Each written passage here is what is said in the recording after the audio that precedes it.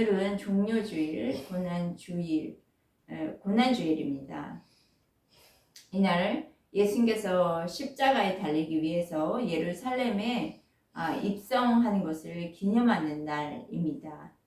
예수님은 많은 병자를 고치셨고 또 예수님께서는 죽은 자를 살리셨습니다.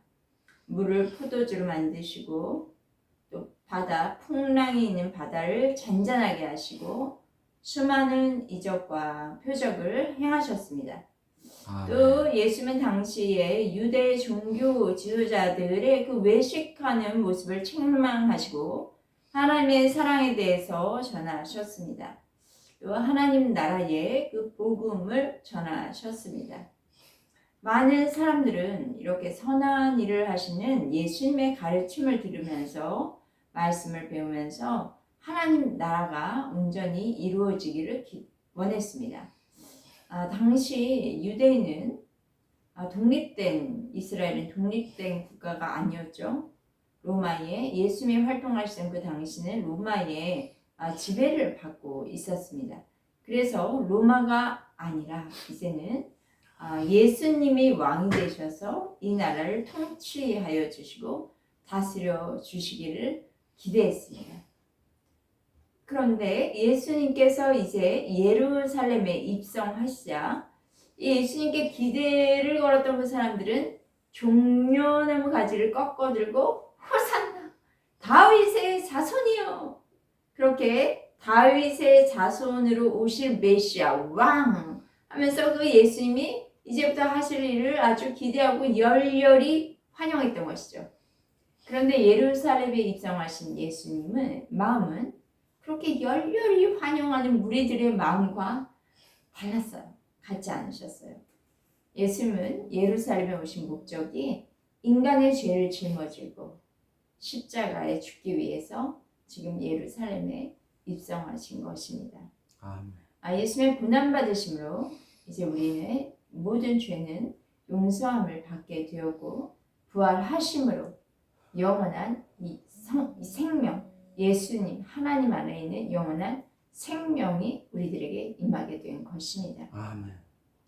종료주일이자 또 고난주일인 오늘 우리는 이사야 선지자가 오늘 말씀에서 예언한 종에 대한 노래를 듣고자 합니다. 왕의 노래가 아니라 종의 노래를 듣고자 합니다. 오늘 그리스도에 대해서 이렇게 이사야가 예언한 말씀을 들으려고 하는데 이 50장, 이사야서 50장에 그 예언된 종으로 오실 예수 그리스도 그분의 종의 노래가 이렇게 이사야서에는 4편이 있어요. 그 중에 세 번째 3편인 4절에서 9절까지가 종의 노래라고 기록되어 있습니다. 자, 고난받는 종의 그 세 번째 노래가 포함된 오늘의 그 말씀을 통해서 하나님께서 우리들에게 주시는 말씀을 들을 때에 저와 여러분 가운데 큰 은혜가 있기를 기도합니다.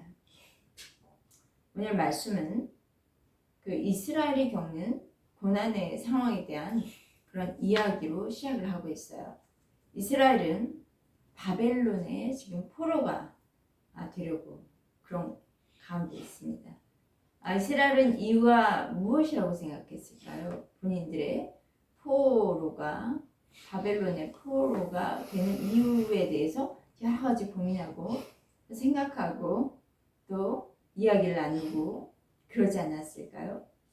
당시 그 이스라엘은요, 청동 문화였어요. 청동을 사용하는 문화였고요. 바벨론은 철기를 사용하는 문화였습니다. 그렇기 때문에 이렇게도 생각할 수 있어요.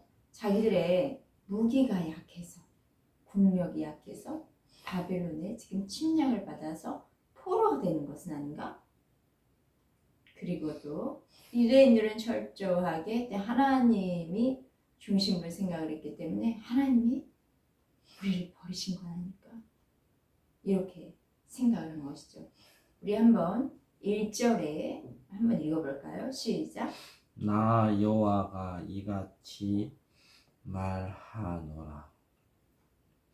내가 너희의 너희의 어머니를 내보낸 이혼 증서가 이혼 어디 있느냐? 증서가 어디 있느냐? 내가 어느 체주에게 내가 너희를 어느 팔았느냐? 체주에게 보라, 너희를 너희는 팔았느냐? 너희의 죄악으로 말미암아 너희는 팔렸고 너희의 죄악으로 너희의 말미암아 어미는 너희의 팔렸고 배역함으로 너희의 말미암아 어미는 내 너희의 보내심을 배역함으로 받았느니라. 내보낸다. 여기에는 두 가지 이혼 증서 그리고 체주에게 팔았다 이런 두 가지가 이제 이야기하고 있는데요.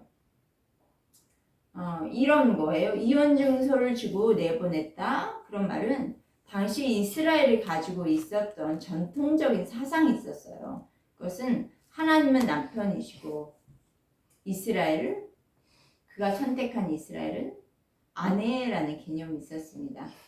따라서 하나님의 신부인 자신들이 지금 망하고 포로가 되는 것은 하나님께서 이혼 증서를 써 주어서 우리를 그 이스라엘을 내쫓으신 것이다 그런 생각을 했던 것이죠.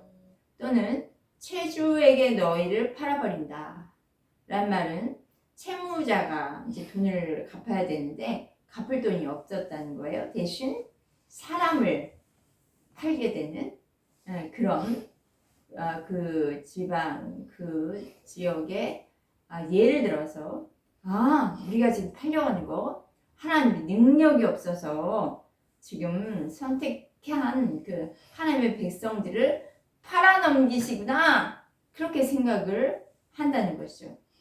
다시 말하자면 하나님이 우리를 내보내셨고 하나님이 우리를 팔아버렸기 때문에 지금 우리가 이렇게 망하고 바벨론의 포로가 돼서 끌려가는 거야. 결국 이 신세가 된 것이 모두 하나님 때문이라고요. 라고 생각한 거예요. 저도 그렇습니다. 저도 뭔가 일이 잘 안 되면 자기를 돌아보는 거는 전혀 생각하지 않고 누구 때문에 지금 이렇게 됐지 하다가 결국은 누구에게까지 그 때문에 올라가요? 하나님 때문에 이렇게 된 거죠? 라고 원망하는 경우가 많죠. 하나님을 탓하고 있는 이 이스라엘에 대해서 하나님의 대답을 들어보도록 하겠습니다. 2절입니다. 시작. 내가 왔어도 사람이 없었으며 내가 불러도 대답하는 자가 없었으면 어찌 됨이냐? 내 손이 어찌 짧아 구속하지 못하겠느냐? 내게 어찌 근질 능력이 없겠느냐? 내가 꾸짖어 바다를 마르게 하며 강들을 사막이 되게 하며 물이 없어졌으므로 그 물고기들이 악취를 내며 가라며 죽으리라. 네, 하나님은 그 이스라엘의 죄악으로 말미암아 나라가 망하고 포로가 되었다 그렇게 말씀하십니다. 하나님이 이제 타락해가는 이스라엘이 망하기 전에 어떻게 하셨냐면 많은 선지자들을 보내셔서 너희들 하나님 외에 다른 것을 따르고 하나님 자리에 그 다른 것을 올려놓으면 망한다! 라는 메시지를 선지자를 통해서 많이 보내셨어요. 열왕기 하에 나오는데 그 유다 말기에 선지자들을 우르르르르 보내셨습니다. 하나님께서 선지자를 보내셨을 때에 사람들은 어떻게 반응을 했을까요? 선지자를 통해서 불러도 선지자를 통해서 돌아오라, 내게로 돌아오라 계속 이렇게 불러도 반응하지 않았고요. 오히려 외면하고요. 선지자들을 핍박까지 했습니다. 그리고 죽이기까지도 했습니다. 하나님께서 인간의 몸을 입고 세상에 오셨지만 예수 그리스도께서 오신 거죠. 유대의 종교자들은 어떻게 했나요? 환영했나요? 응답했나? 하나님의 부르심에 응답했나요? 예수님이 하신 말씀을 들었나요? 예수님은 오히려 십자가에 못 박아 죽게 할 것을 이사야는 알고 이렇게 미리 예언하고 있습니다. 오늘의 시대를 살아가는 사람들은 어떠합니까? 하나님은 전도자들을 통해서 복음을 전한 사람들을 통해서 많은 영혼들을 부르십니다. 그런데 사람들은 복음을 외면하고 각기 제 길로 가고 있습니다. 2절 한번 다시 읽어볼까요? 내가 왔어도 사람이 없었으며 내가 불러도 대답하는 자가 없었으면 어찌 되냐. 내 손이 어찌 짧아 구속하지 못하느냐. 내가 어찌 건질 능력이 없겠느냐. 내가 꾸짖어 바다를 마르게 하며 강들을 사막이 되게 하며 물이 없어졌으므로 그 물고기들의 악취를 내며 가라며 죽으리라.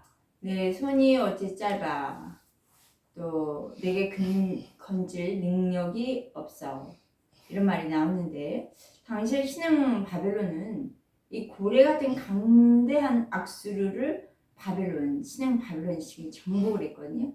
그리고 새로운 강대국으로 지금 바벨론이 부상하고 있어요. 이스라엘은 이런 상황에서 어떻게 생각을 했냐면 강대국 바벨론에 비해서 아유 우리 이스라엘 같은 그 쪼무레기들은 보잘것없는 나라에 불과해. 이런 쬐끄만 나라를 하나님께서 건질 수는 없을까요? 그러니 하나님 보내신 선지자 그들의 말 들을 필요 없어. 자, 우리를 건져줄, 우리를 도와줄 더 큰 대상 어디 있는가 한번 찾아보자. 이런 상황입니다. 그런 이스라엘 향해서 하나님 말씀하십니다. 내가 손이 짧냐? 그래서 너희를 구원하지 못한다고 생각하는가? 너희를 건질 능력이 나에게 없냐? 그렇게 생각하는가? 이 어리석고 미련한 자들. 자, 저와 여러분은 위기의 상황, 꼬여드는 문제의 상황에서 또 내가 해결할 수 없는 그 상황 앞에서 무엇을 찾고 있나요?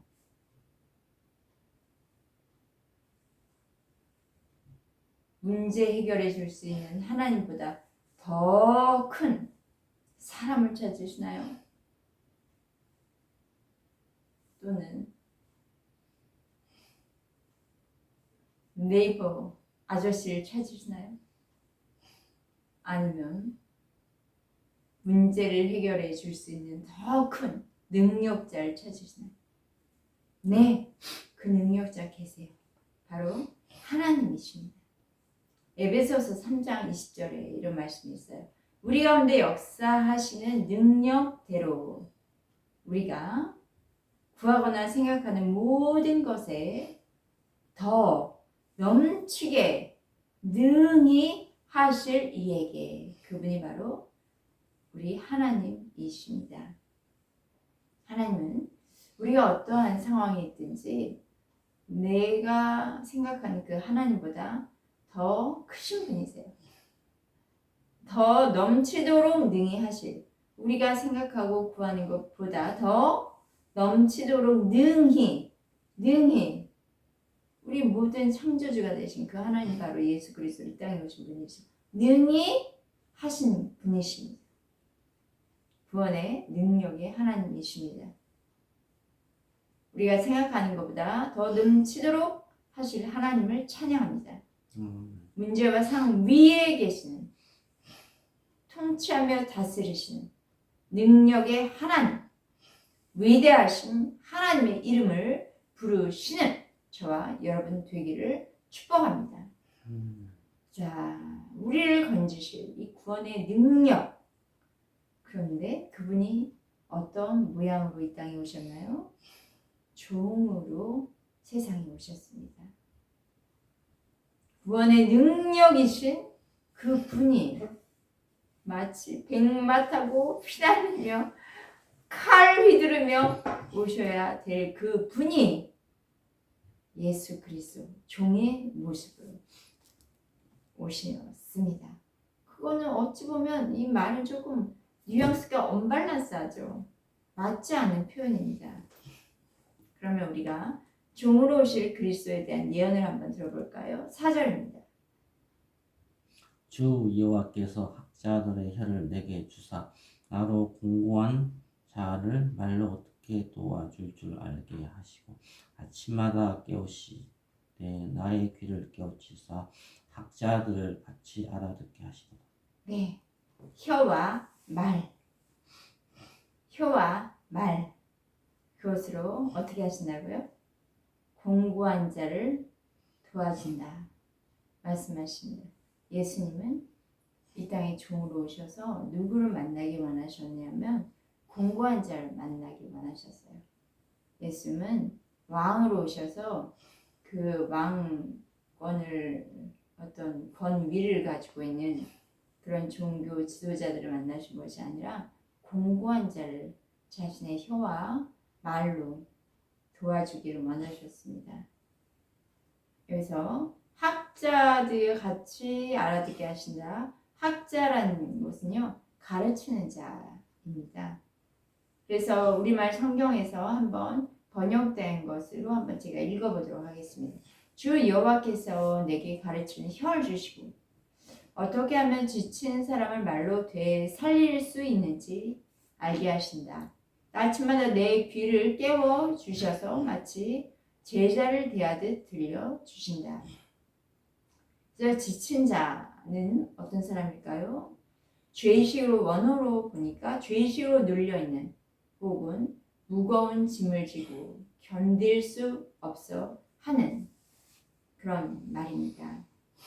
그리스도께서 그의 혀와 그의 말로 나오는 그 하나님의 말씀으로 상처받고 죄의 무거운 짐을 지고 있는 자들의 영혼에 해방시켜 주시고 또 절망하고 고통한 자들에게 위로해 주시며 힘을 주십니다.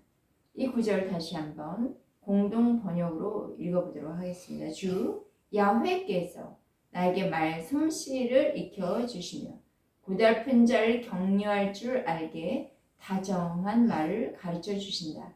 아침마다 내 귀를 일깨워 주셔서 배우는 마음으로 듣게 하신다. 그리스도께서 이 땅에 오셔서 성육신 하신 것이죠. 성령의 인도하심대로 하나님의 말씀을 전하신다. 하나님의 그 뜻대로 사역하신다는 말입니다.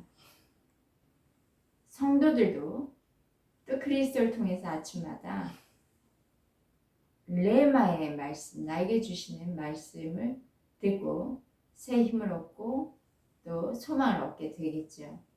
이거는 우리의 말씀 역사는 지식이나 또는 문자로 되어진 것이 아니라 우리의 신비에 하나님의 말씀이 새겨지는 것이고 말씀이 곧 내가 되도록 그렇게 역사하시는 하나님의 능력입니다. 아침마다 성령께서 우리를 말씀으로 깨닫게 하시고 하나님의 뜻을 알게 되므로 이 땅 가운데서 말씀을 승리하는 저와 여러분 되시기를 주의 이름으로 축복합니다. 50장 5절 말씀 한번 읽어주시겠어요?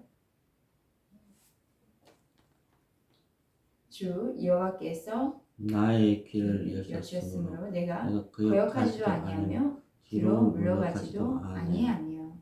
오늘 우리에게 오실 그리스도는 학자같이 하나님의 말씀을 들으신 다음에 하늘 아버지께서 하시는 말씀에 어떻게 하셨습니까? 거역하지도 아니하고 뒤로 물러가지도 아니한다. 곧 순종한다. 절대적인 순종을 말씀하십니다. 어떤 상황이 와도 순종에 불만하면 순종하고 아니요, 아니면 아닌 것 같아요. 아니요, 나중에요. 지금은 아닌 것 같아요. 그렇게 하지 않으셨어요. 하늘 아버지의 원하신 뜻에 지금 순종하십니다. 누가복음 22장 42절에 이런 말씀이 있어요. 이르시되 아버지여 만일 아버지의 뜻이거든 이 잔을 내게서 옮기시옵소서. 그러나 내 원대로 마옵시고 아버지의 원대로 되기를 원하나이다. 십자가를 앞두고 간절하게 기도하신 예수님은 날 구해주세요. 날 도와주세요. 이 문제를 아버지 제발 해결해 주세요. 에서부터 시작했을 수도 있어요. 그 기도가. 그런데 결국은 기도하면서 아버지의 소원에 순종하는 저와 되길 원하이다. 그러면서 순종을 결단하시고 십자가에서 자신을 들이심으로 순종하셨습니다. 그리스도께서 순종하심으로 또 우리에게 본을 보여주신 거죠. 우리 그리스도를 따르는 사람들은 누구의 뜻에 우리를 복종해야 하는가? 사람의 뜻인가? 내 뜻인가? 환경대로 순종하는가? No. 아니요. 아버지의 뜻을 우리가 듣고 그의 뜻에 나를 순종하는 삶을 살 때에 하나님이 우리를 창조하신, 그래서 이 땅에 보내신 그 뜻이 우리를 통해서 세상에 이루어진 것입니다. 하나님의 목적이, 우리를 향한 목적들이 다 있을 거 아니에요. 그 목적이 이 세상에 이루어진 것이죠. 베드로전서 2장 21절 말씀에는 이를 위하여 너희가 부르심을 받았으니 그리스도도 너희를 위하여 고난을 받으사 너희에게 본을 기서 그 자취를 따라오게 하려 하셨느니라. 우리에게는 그런 내 뜻이 아니라 하나님의 뜻에 순종하려면 혼적인 고난이 있어요. 그리고 두려움도 제해야 돼요. 이렇게 순종했다가 뭔 일 나는 거 아니야? 미래적인 것을 우리가 생각을 하고 바들바들 떨거든요. 그런 것들을 부인해야 합니다.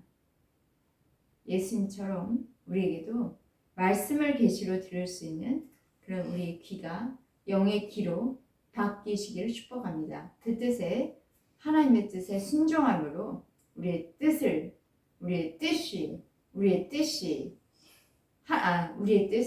물러가고 주님의 뜻이 우리를 통해서 이 땅에 이루어지게 하실 그런 주님을 찬양합니다. 6절과 7절 말씀 읽어주시겠습니다. 나를 때리는 자들에게 내 등을 맡기며 나의 수염을 뽑는 자들에게 나의 뺨을 맡기며 모욕과 침뱉음을 당하여도 내 얼굴을 가리지 아니하였느니라. 주 여호와께서 나를 도우심으로 내가 부끄러워하지 아니하고 내 얼굴을 부싯돌같이 굳게 하였으므로 내가 수치를 당하지 아니할 줄 아노라. 네, 이 땅에 오신 종의 모습이 계속 이어지고 있는데요. 종의 모습은 고난받으실 그 예수님의 모양을 보여주고 있습니다. 예수님은 자신 때리는 자에게 등을 맡기셨어요. 또 수염 뽑혀보셨나요? 그런데 수염 뽑으면 물론 아파요. 이 수염 뽑은 자에게 뺨을 맡겼어요. 아예 뺨을 맡기셨어요. 웃을 일이 아닌데. 또 모욕과 침뱉음을 당하셨습니다. 자, 누구에게 이 모욕적인 말을 들을 때 우리 여기 한 번씩 다 그런 경험해 보셨을 것입니다. 게다가 침뱉음까지. 자, 육을 입고 있는 대부분의 사람들은 이런 상황에 처하면 어떻게 반응을 합니까? 아주 수치스럽죠. 그리고 절망스럽죠. 이 수치와 절망이 우리 안에 들어오면 딱 두 가지 반응이 있는 것 같아요. 하나는 그냥 아예 피해의식 받고 스트레스 받고 없어져 버려요. 그렇죠. 자살하기도 하고 정신질환에 걸리기도 해서 어디 갔는지 안 보이고, 또 반대의 현상이 있죠. 수치와 절망을 받으면 확 분노로 상대방을 욕을 하기도 하고 뺨을 때리거나 고소해서 내가 받은 그 수치와 절망을 갚아주려고 하는, 벌떡 일어난 사람이 있습니다. 그런데 오늘의 이 땅에 종으로 오신 예수 그리스도는 어떻게 하셨는지요? 수치를 느끼지 않으셨다. 얼굴을 가리지 않으셨다. 그렇게 표현하고 있습니다. 육을 우리처럼 이렇게 입고 오셨기 때문에 예수는 완전한 인성을 가지신 분 아닙니까? 우리가 당연히 육을 침뱉음을 당하면 수염을 뽑히고 그러면 그런 감정이 올 수 있어요. 그런데 수치를 받지 않으셨습니다. 어떻게 수치를 받지 않으셨는가? 그걸 누가 가리워 주시고 수치를 받지 않도록 역사하신 분이 바로 하나님이 함께 하셨기 때문입니다. 하나님이 함께 하지 않으면 그런 상황은 어떤 인간이라도 이렇게 아주 자살을 하려고 하거나 아니면 분노로 이기지 못했을 거예요. 그런데 하나님이 함께 하실 때는 그 수치조차도 가리워 주시고 얼굴을 가리지 않도록 당당하게 담대하게 하십니다. 자, 예수님은 죄가 없으신 분이죠. 흠이 없으신 분이에요. 그 어린 양이 우리의 죄를 대신 짊어지고 죽으신 것은 하나님에 대한 순종이었거든요. 그런 순종하는 자를 하나님께서는 도와주시고 함께 하시기를 정말 기뻐하시죠. 그렇기 때문에 그가 받는 고통의 그 수치를 가리워 주시고 뿐만 아니라 담대케 하셔서 상황을 이기도록 하십니다. 하나님이 나와 함께 하심을 믿으며 우리가 순종으로 행할 때 핍박을 받습니다. 이거는 뭐든 제대로 살아가는 예수를 따르는 그리스도인들이라면 핍박을 받습니다. 그러나 수치와 절망은 내 것이 아니에요. 하나님이 모두 가리워 주심을 믿으시기 바랍니다. 아멘. 하나님이 함께 하시고 도우심으로 우리에겐 부끄러움이 아니라 오늘 말씀에 부싯돌 같은 굳은 얼굴 주시겠다 말씀하시죠. 아멘. 우리 얼굴을 아주 반반하게 아멘. 강철같이 부싯돌 같이 굳세게 하여 주시겠다 말씀하십니다. 아멘. 저는 주님 만나고 오랫동안 그런 믿지 않는 가정에서 이 10년간 내적인 갈등을 해결하지 못해서 때로는 부끄러움과 정죄로 시달렸습니다. 그러다 보니 사람 만나기가 싫고 그냥 또 핍박에 어떤 조짐이 있으면 아주 알레르기 반응이 이제 나타났어요. 그런데 하나님은 이 복음 전하는 데에 능하도록 저의 이 말을 화석보다 이제는 아주 굳은 금강석같이 하고 계심을 감사합니다. 이것이 저에게만 있는 일이 아니라 모든 우리 그리스도인들, 핍박받는 그리스도인들이 전 세계에 굉장히 많아요. 그런데 그들을 하나님께서 이렇게 계속해서 복음을 전하고 강권하게 하시는 이유는 그들에게 수치를 가리워 주시고 함께 하신 하나님, 그들의 이 말을 화석보다 강하고 금강석, 굳은 금강석처럼 되게 하시기 때문입니다. 8절 오늘 말씀 50장 8절 9절 한번 읽어 주실까요? 나를 어렵다 하시는 이가 가까이 계시니 나와 다툴 자가 누구냐? 나와 함께 살지어다. 나의 대적이 누구냐? 내게 가까이 나올지어다. 보라, 주 여호와께서 나를 도우시니 나를 정죄할 자 누구냐? 보라, 그들은 다 옥과 같이 헤어지며 좀이 그들을 먹으리라. 네, 나를 의롭다 하시는 이가 가까이 계시니 곧 하나님이 함께 하신다. 나를 하나님은 의롭다 여기시고 또 나와 함께 하시며 나를 돌보시고 보호하신다는 것입니다. 그러므로 나와 이 의인된 나와 다툴 자가 누구냐? 의인된 나를 정죄할 자가 누구냐? 그들은 옥과 같이 헤어질 것이며 그들은 종이 그들에게 먹힐 것이다. 좀이 그들을 먹을 것이다. 그렇게 예언합니다. 예수의 공생의 전체는 하나님과의 관계에서 하나님의 인정하시는 하나님의 그 세례 요한에게 요단강에 순례 받으실 때 성령이 비둘기같이 내리면서 너는 나의 기뻐한 자라 내가 너를 사랑한다 그런 말씀을 하셨죠. 그렇게 출발된 예수 그리스도의 공생에는 마지막 예수께서 십자가에 죽으시고 뿐만 아니라 부활하시고 하나님 보좌 우편에 이르기까지 하나님께서 그분을 의로 인정하시기 때문에 그런 예수님의 공생의 사역의 스토리가 마감이 된 것입니다. 나의 대적이 누구냐? 라는 말은 주님과 함께 서 있는 나 의로운 나를 인정하지 않는 자, 바로 그가 누구냐? 나를 불의하다고 지금 선고하려고 재판을 걸어오는 자, 그가 누구냐? 라는 당당한 질문이십니다. 악한 원수들이 얼마나 디글디글합니까? 하나님의 대적하는 영들은 세상에 아주 많이 있어요. 그런 사람들은 하나님을 의를 따르는 그런 사람들에게 얼마나 접근하고 무너뜨리고 싶겠습니까? 그런 악한 원수가 재판을 걸어온다 해도 예수님의 의로움을 인정받는 자는 승리한다라는 이사의 확신입니다.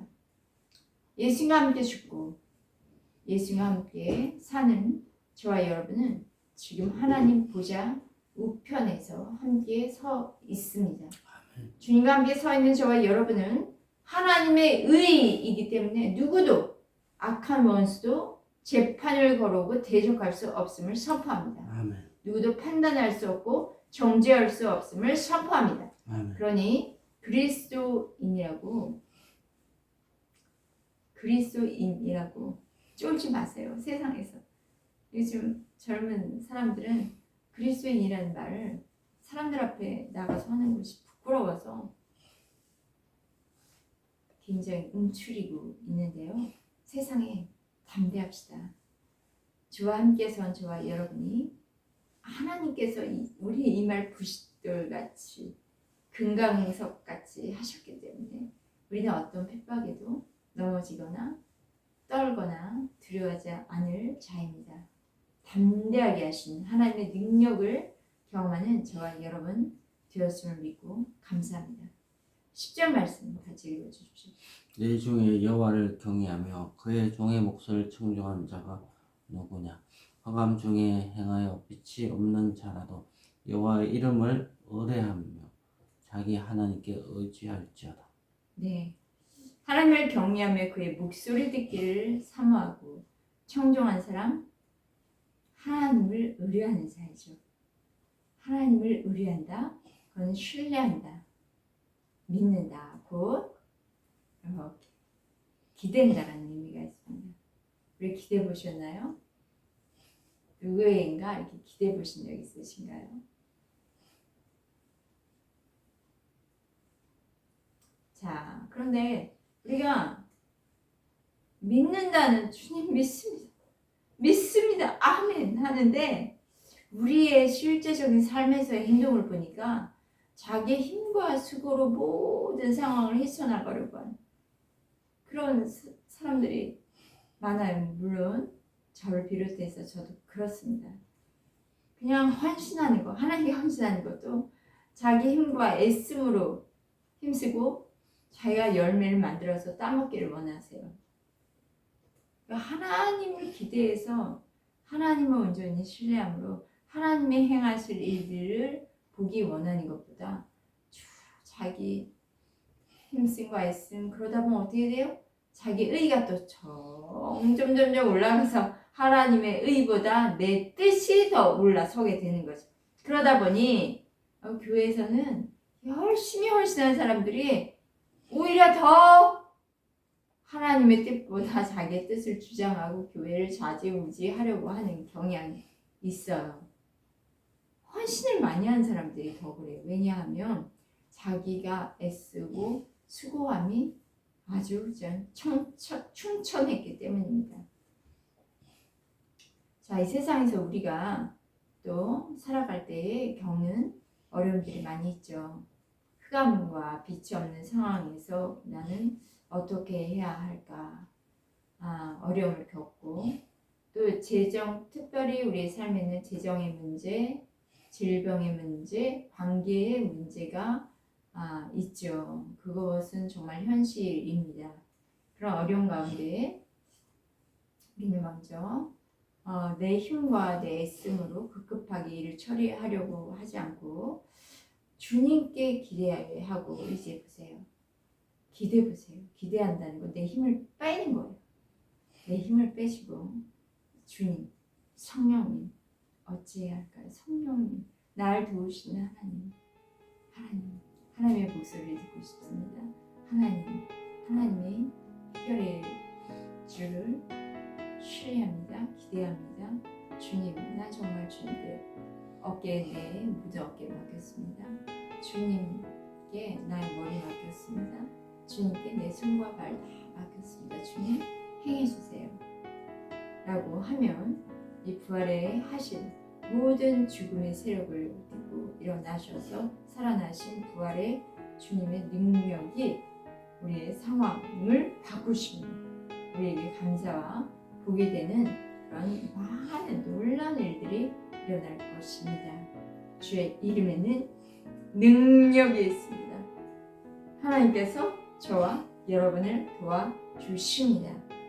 나를 도우시는 하나님에게 나의 영과 몸과 혼을 다 기댑시다. 그분에게 기대며 안식과 평강과 기쁨을 누리는 우리 예봉교회 성도님들 되시기를 주의 이름으로 축복합니다. 아멘. 기도하시겠습니다.